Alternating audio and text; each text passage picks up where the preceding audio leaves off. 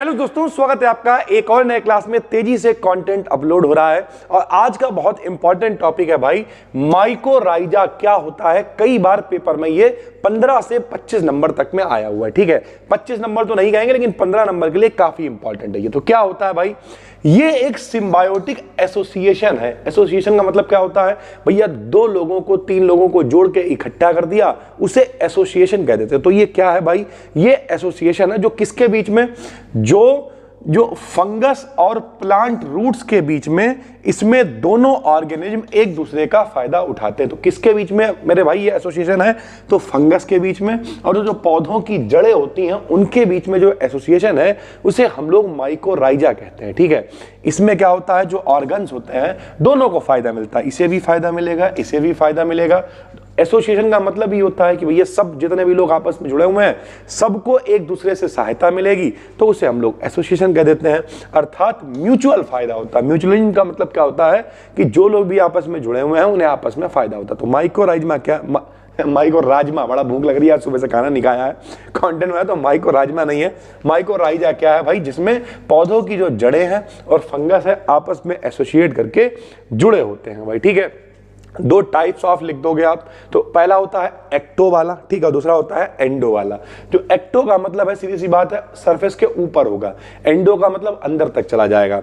जो fungus root होती हैं, जो फंगस होता है वो रूट की क्या होता है, रूट मतलब जड़ों की सरफेस के ऊपर एक कवर बना देता है, जिसे हम एंडो वाला कह देंगे। रूट के कॉर्टेक्स सेल के बीच तक चला जाता है तथा सेल्स के अंदर नहीं जाता है। ध्यान से समझिए, ये एक्टो वाला है, ये एंडो वाला है। इसमें कोशिकाओं के बीच तक तो जाएगा लेकिन कोशिकाओं के अंदर नहीं जाता है।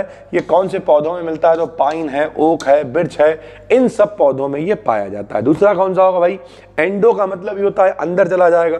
तो एंडो वाले में क्या होता है, जो फंगस होता है वो रूट सेल्स के अंदर तक चला जाता है, सेल्स के अंदर ट्री लाइक स्ट्रक्चर बना लेता है। यानी जड़ों के अंदर फंगस, जो उसकी कोशिकाएं हैं, जो सेल्स हैं, उनके अंदर जाएगा और वहां जाके फिर एक और स्ट्रक्चर बनाएगा जो पेड़ की तरह होगा। किसकी तरह, ट्री लाइक स्ट्रक्चर होगा। ये सबसे कॉमन टाइप होता है। जितनी भी फसलें टाइप वाली होती, क्रॉप वाली प्लांट्स होती हैं, व्हीट है, राइस है, मेज है, इन सब के अंदर ये स्ट्रक्चर पाया जाता है भाई। ठीक है, सिग्निफिकेंस की बात करें तो मोटा मोटा समझिए भैया, 4-5 सिग्निफिकेंस पेपर में यही आया था।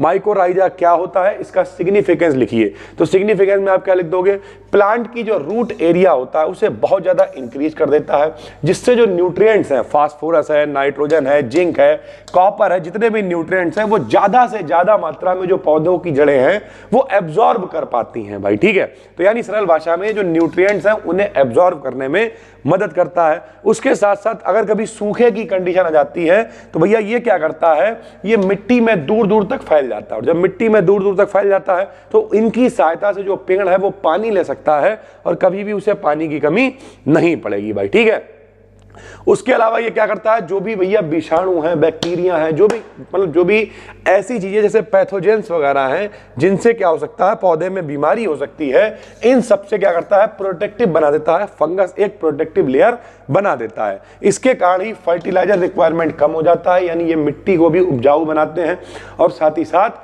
जो अलग से खाद वगैरह फर्टिलाइजर डालने की जरूरत है उनकी रिक्वायरमेंट कम हो जाती है। प्लांट की जो ग्रोथ है उसे भी, जो प्लांट ग्रोथ हार्मोन्स होते हैं, पौधों को विकसित करने वाले हार्मोन्स, ये उन्हें भी प्रोड्यूस करता है भाई। ठीक है, तो इस तरीके से ये माइकोराइजा काम करता है। इसका सिग्निफिकेंस पूछेगा, क्या होता है, टाइप क्या है, पूरे आपको बता दिए हैं। उम्मीद करते हैं समझ में आ गए होंगे। यानी बहुत रॉकेट साइंस नहीं है, धीरे धीरे करके पढ़ते हुए चलो, नोट करते हुए चलो, आपके पेपर तक आप पूरा पेपर करके आ जाओगे। थैंक यू भाई, धन्यवाद।